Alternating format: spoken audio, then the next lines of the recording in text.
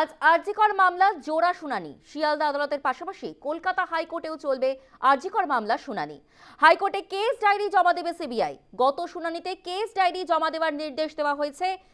দুপুর 3:30 মধ্যে হাইকোর্টে মামলা শুনানি হবে এমনটাই জানা যাচ্ছে।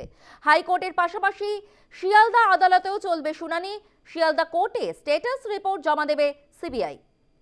ফোন লাইনে রয়েছে আমাদের প্রতিনিধি স্বপ্না ঘোষ। স্বপ্না, এই মুহূর্তে কি আপডেট?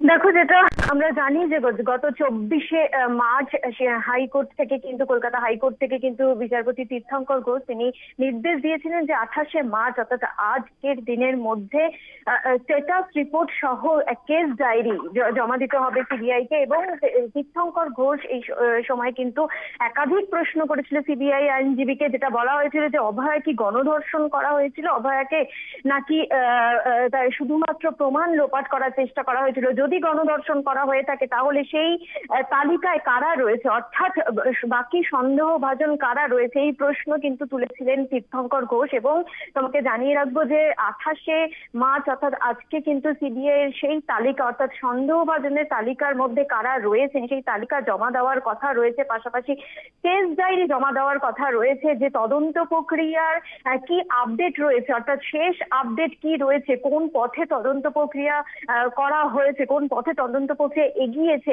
এছাড়াও আমরা জানি যে অভয়ার পরিবার যে 54টি প্রশ্ন কিন্তু সেই দিন জমা দিয়েছিলেন আদালতে, সেই 54 প্রশ্নের কিছু উত্তর সিবিআই এর কাছে আছে কিনা এখনো পর্যন্ত, সেই উত্তর আজ সিবিআই দিতে পারে এমনটাই কিন্তু সূত্র মারফত খবর রয়েছে। পাশাপাশি তোমাকে জানিয়ে রাখবো যে শিয়ালদা আদালতেও কিন্তু আজ একটি শুনানি রয়েছে আরজিকর মামলার। কারণ আজ কিন্তু শিয়ালদা আদালতে সিবিআই তারা স্ট্যাটাস রিপোর্ট জমা দিতে পারে, অর্থাৎ কি তদন্ত প্রক্রিয়ার কি গতি প্রকৃতি রয়েছে সেই স্ট্যাটাস রিপোর্ট কিন্তু আজ শিয়ালদহ আদালতে জমা দেওয়ার কথা রয়েছে। তুলিকা, ধন্যবাদ স্বপ্না। আজ আরজিকর মামলা জোড়া শুনানি। শিয়ালদা আদালতের পাশাপাশি কলকাতা হাইকোর্টেও চলবে আরজিকর মামলা শুনানি। হাইকোর্টে কেস ডায়েরি জমা দেবে সিবিআই। গত শুনানিতে কেস ডায়েরি জমা দেওয়ার নির্দেশ দিয়েছেন বিচারপতি। দুপুর 3:30 মধ্যে হাইকোর্টে মামলা শুনানি হবে এমনটাই জানা যাচ্ছে। হাইকোর্টের পাশাপাশি শিয়ালদা কোর্টেও চলবে শুনানি। শিয়ালদা কোর্টে আজ স্ট্যাটাস রিপোর্ট জমা দেবে সিবিআই।